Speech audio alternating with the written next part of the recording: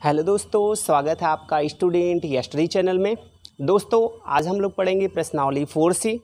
इसके पहले मैंने आपको प्रश्नावली 4C की कुछ रूल बताए थे और उसमें एग्जाम्पल लगाया था, ठीक, और एग्जाम्पल और एक्सरसाइज भी कुछ किया था। आज दोस्तों उस एक्सरसाइज को आगे बढ़ाते हुए हम लोग एक्सरसाइज 5 को लगाएंगे, जो कि अच्छी सवाल है और इम्पोर्टेंट सवाल है, ठीक। और आप लोग घर प्रैक्टिस करते रहिए। अगर कोई भी समस्या हो तो आप हमसे कमेंट बॉक्स में पूछ सकते हैं। तो दोस्तों हम सवाल नंबर 5 को हल करते हैं, देखते हैं कैसे हल होता। तो ए का सवाल नंबर जो 5 है उसमें लिखा गया था ए का मान ज्ञात कीजिए यदि बिंदु 8,8, 3,-2 और a,2 संरेख हैं। तो मैंने आपको जैसा कि फार्मूले में बताया था कि यदि कोई जैसे त्रिभुज के शीर्ष दिए होते हैं तो उसमें जो त्रिभुज का क्षेत्रफल ज्ञात करना होता है, तो आपको फार्मूला बताया गया था 1/2 सारणिक x1 y1 1, x2 y2 1 और x3 y3 n। और इस फार्मूले की सहायता से हम लोग त्रिभुज का क्षेत्रफल ज्ञात कर रहे थे।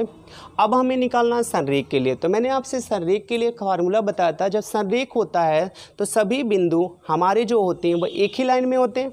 जैसा कि संरेख होता तो उसमें कोई क्षेत्रफल गिरा नहीं होता, उसमें जो होता उसका एरिया जो होता क्षेत्रफल होता जो त्रिभुज का वह 0 के बराबर होता है। तो उस समय हम लोग फार्मूला लगाते हैं सारणिक, और फार्मूला लगाते हैं x1 y1 1, x2 y2 1, x3 y3 1 बराबर हम लोग 0 लगा देते हैं। जैसा आपको पता होगा कि x1 y1 पहले शीर्ष का निर्देशांक है और x2 y2 दूसरी शीर्ष का निर्देशांक है और x3 y3 वो तीसरी शीर्ष का निर्देशांक है, क्योंकि त्रिभुज में 3 शीर्ष होते हैं। जैसा कि ये दिया गया था बिंदु 8,8 लिखा गया था ना, 8,8, तो इसके कहने का मतलब ये पहले शीर्ष का निर्देशांक है, ये दूसरे शीर्ष का निर्देशांक है और तीसरे शीर्ष का निर्देशांक है। इसको x1 बोलते हैं और इसको y1 बोलते हैं। अगर x1 का जो मान है वो 8 है, x2 का मान भी 8 है और यहाँ पर 1 लिख दिया। फिर यहाँ पे लिखा गया था x1 y1 1 लिख दिया, x1 का मान भी 8, y1 का मान भी 8 और 1 लिख दिया। x2 y2 1 लिखा गया था, तो आप देखेंगे ये x2 होगा ये y2 होगा, तो यहाँ पे लिख देंगे 3 - 2 और 1, ठीक। फिर ये रहा x3 y3 1, तो x3 का मान a, y3 का मान 2 और 1 बराबर क्या कर देंगे 0। फिर दोस्तों देखेंगे कि इसमें ये सारणिक है। अगर आप लोगों ने 4C का एक्सरसाइज किया होगा या सारणिक के सवालों को अच्छे तरीके से लगाया होगा तो ये सवाल बड़े आराम से हल कर सकते हैं। और यहाँ पे लिखा गया था 8, इसको सॉल्व करते हैं और यहाँ पे 8 लिखने के बाद इस वाले रो इस वाले कॉलम को छोड़ देते हैं। आपका आता -2 1 2 और 1। फिर दूसरे वाले को लिखते हैं तो वह माइनस के साथ 8 × लिखते हैं।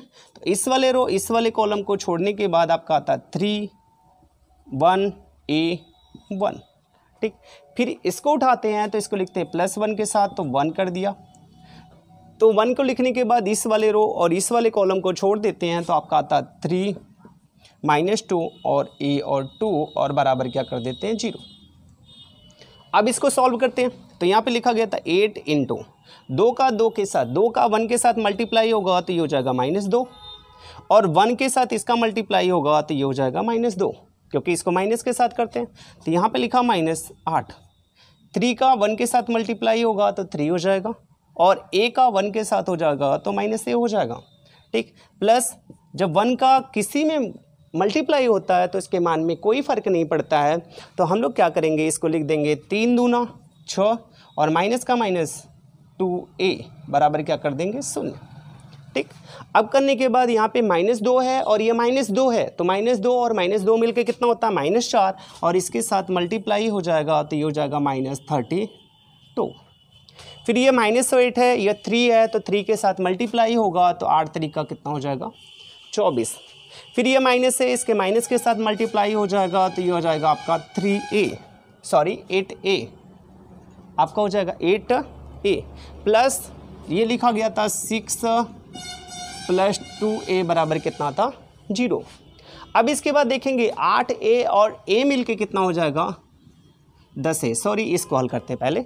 2 और 4 मिलके 6 हो जाएगा, 3 और 2 मिलके कितना हो जाएगा 5, -56 हो जाएगा। प्लस यहाँ पर 8a है और यहाँ पे 2a है, दोनों प्लस हैं, तो 8 और 2 मिलके कितना हो जाएगा 10a प्लस कितना लिखा गया है 6 बराबर क्या कर देंगे 0। ये देखेंगे ये माइनस है और ये प्लस है, तो ये बड़ा है 56, इसका चिन्ह माइनस है तो माइनस को लगा देंगे, ये आ जाएगा 50। प्लस कितना लिखा गया 10a बराबर क्या कर देंगे 0। ठीक, और ये देखिए इधर माइनस है तो इधर जाके प्लस हो जाएगा, आपका हो जाएगा 10a बराबर हो जाएगा 50 और a बराबर हो जाएगा 50 बाई क्या कर देंगे 10 और a बराबर कितना आ जाएगा 5, और यही फाइनली आपका आंसर हो जाएगा, यही a का मान हो जाएगा। ओके दोस्तों ये एक्सरसाइज प्रश्नावली 4C की एक्सरसाइज की 6वीं की दूसरी सवाल है। जैसा कि देखेंगे यह NCERT की सवाल है और इसमें लिखा गया था कि सारणिकों का प्रयोग करके 1, 2, 3, 6 को मिलाने वाली रेखा का समीकरण ज्ञात करना। अगर ये सारणी का प्रयोग नहीं हुआ होता तो आपने कक्षा 10th में पढ़ा होगा, 2 बिंदुओं से होकर जाने वाली रेखा का समीकरण। उसमें आपने पढ़ा होगा y माइनस y1 बराबर y2 माइनस y1 अपान x2 माइनस x1 और x माइनस x1। उस फार्मूले की सहायता से अगर कंडीशन नहीं लगाया होता तो इसी फार्मूले की सहायता से आप कैलकुलेशन कर सकते थे, लेकिन इसने प्रयोग करना क्या है, सारणिकों का प्रयोग करके आपको इसको मिलाने वाली रेखा का समीकरण ज्ञात करना है, जिसमें आपको 2 बिंदु दिए गए हैं। जब कोई रेखा होती है तो हमेशा एक सीधी रेखा होती है, जब सीधी रेखा होती है तो ये 2 बिंदु दिए गए थे और तीसरे बिंदु को हम मान लेंगे, 2 बिंदु दिया गया था, पहला बिंदु x1 y1, दूसरा बिंदु 3, 6, जैसे सपोज दैट ये आपको करना, ये a है, ये b है और इसको c मान लिया। जो पहले बिंदु का निर्देशांक है वो 1, 2 है और दूसरे बिंदु का जो निर्देशांक है वह 3, 6 है और तीसरे बिंदु का जो निर्देशांक होगा वह x, क्या हो जाएगा y हो जाएगा। अब इसी रेखा का समीकरण याद करना होगा और ये बताइए कि ये तीनों रेखाएं क्या हैं, एक ही लाइन पर है। जब एक ही लाइन पर होंगी तो ये तीनों बिंदु क्या होंगे, संरेख होंगे, और संरेख का फार्मूला आप लोग जानते हैं सारणिक की सहायता से, जिसमें आपका होता है संरेख का formula x1 y1 1, x2 y2 1 और x3 y3 1 और बराबर किसके होता, 0 के। अब देखेंगे ये लिखा गया x1 y1 जो पहले बिंदु का निर्देशांक है। पहला बिंदु कौन सा है 1, 2, तो आप चाहें तो यहाँ पे लिख सकते हैं 1, 2 और 1। फिर लिखा गया था x2 y2 1, ये जो दूसरा बिंदु है इसको बोलते हैं x2 y2 और दूसरा जो है 3, 6 और 1 हो गया, और तीसरा x3 y3 1, तो ये हो जाएगा x, y और 1 और इसको बराबर क्या कर देंगे 0। ठीक, संरेख की कंडीशन लगा दिया क्योंकि तीनों बिंदु एक ही रेखा पर थे।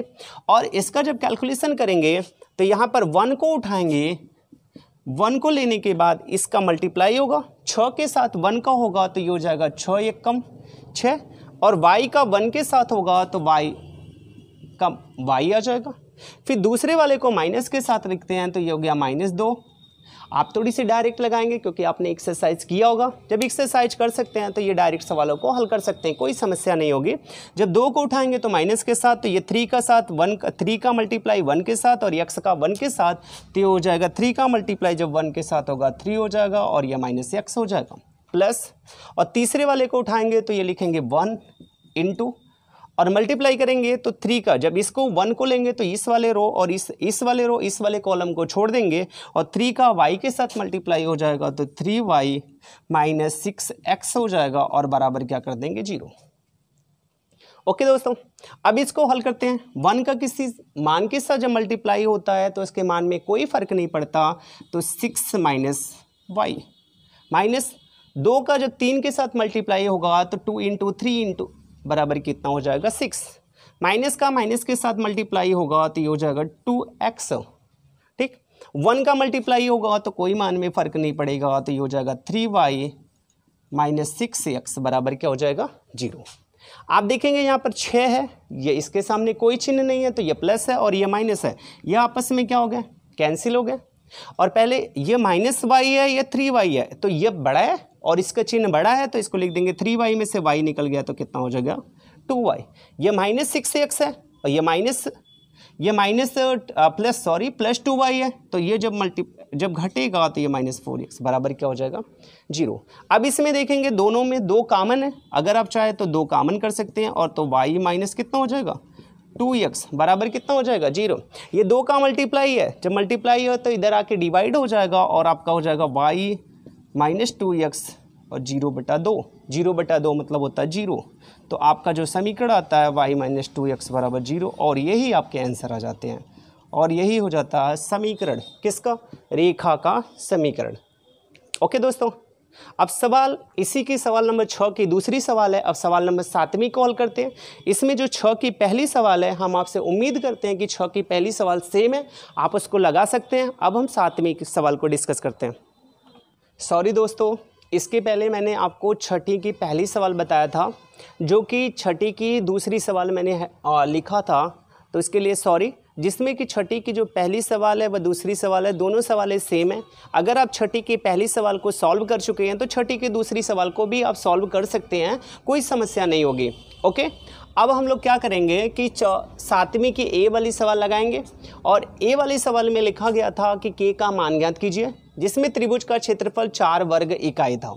और इसमें लिखा गया था ए जो पहला बिंदु था k, 0, 4, 0 और 0, 2, और इसको हल करना था। और इसमें क्षेत्रफल दिया गया था और के का मान ज्ञात करना है। तो जब क्षेत्रफल दिया गया था तो हम लोग त्रिभुज के क्षेत्रफल का फार्मूला यूज कर सकते हैं। तो इसमें हम लोग लिख सकते हैं त्रिभुज का क्षेत्रफल। त्रिभुज का क्षेत्रफल बराबर आपका फार्मूला होता है 1/2, फिर फार्मूला होता है x1 y1 1, और दूसरा फार्मूला होता है x2 y2 1, और तीसरा formula x3 y3 1, x1 y1 1, x2 y2 1 और x3 y3 1। इसमें त्रिभुज का क्षेत्रफल पहले से वह दिया गया है, तो यहाँ पे लिख देंगे 4 = 1/2। लिखा गया था x1 y1 1, x1 का मान कितना है k, और y1 का मान कितना है 0, और ये हो गया 1। यहाँ पे लिखा गया x2 y2 1, x2 का मान कितना है 4 और y2 का मान है 0, और यहाँ पर हो गया 1। फिर लिखा गया था x3 y3 1, x3 का मान 0 और y3 का मान 2, और ये हो गया 1। ओके, अब इसको सॉल्व करते हैं सिंपल तरीके से। इधर यहाँ पे 2 का भाग है तो इधर गुणा हो जाएगा, तो ये हो जाएगा 4 दूना 8 बराबर के को उठाएंगे। तो जब के को उठाएंगे तो इस वाले रो इस वाले कॉलम को छोड़ देंगे, तो ये 0 के साथ मल्टीप्लाई होगा तो ये 0 हो जाएगा, -2 के साथ मल्टीप्लाई होगा तो -2 हो जाएगा। ठीक, और फिर इसके बाद 0 को उठाएंगे तो इसको 0 लिखेंगे। 0 को लिखने के बाद इस वाले रो और इस वाले कॉलम को छोड़ देंगे, तो 4 के 1 के साथ मल्टीप्लाई हो जाएगा तो 4 हो जाएगा, और 1 का 0 के साथ मल्टीप्लाई होगा तो 0 हो जाएगा। फिर मैंने +1 को उठा लिया, इंटू कर दिया। जब 1 को लिया तो इस वाले रो और इस वाले कॉलम को छोड़ दिया, 4 का 2 के साथ मल्टीप्लाई, 4 दूना 8 माइनस कितना हो जाएगा 0। फिर इसके बाद मैंने दोस्तों लिखा 8 बराबर, ये 0 का कोई फर्क नहीं पड़ेगा, -2 का के साथ मल्टीप्लाई हो जाएगा तो -2k हो जाएगा, और माइनस जब 0 का किसी चीज़ में मल्टीप्लाई होता है तो वो टोटल हो जाएगा 0। फिर इसके बाद 8 का 1 के साथ मल्टीप्लाई हो जाएगा तो कितना हो जाएगा 8। ठीक, ये 8 इधर प्लस है तो इधर आके माइनस हो जाएगा, तो ये हो जाएगा 8 - 8 बराबर ये कितना हो जाएगा -2k, और 8 में से 8 निकला कितना हो जाएगा 0, 0 बराबर -2k, और इसको ऐसे लिख देंगे, सॉरी इसको लिख सकते हैं -2k बराबर कितना हो जाएगा 0। तो k बराबर आपका हो जाएगा 0/-2, तो कहने का मतलब k का मान कितना आ जाएगा 0, और यही आपका आंसर हो जाएगा, k का मान निकल गया। और आपसे उम्मीद करते हैं कि आप जो है कि सवाल नंबर 7 की जो बी वाली सवाल है, सेम फार्मूले का यूज करना है, बस खाली कुछ मान बदल गए हैं, जो मान दिए गए थे सिर्फ वही बदल गए हैं, और आप उम्मीद करते हैं कि आप उस सवाल को लगा लेंगे। थैंक यू दोस्तों, और आप सवाल को ज़्यादा से ज़्यादा लगाइए। अगर आपको कोई समस्या होगी तो आप हमसे पूछ सकते हैं।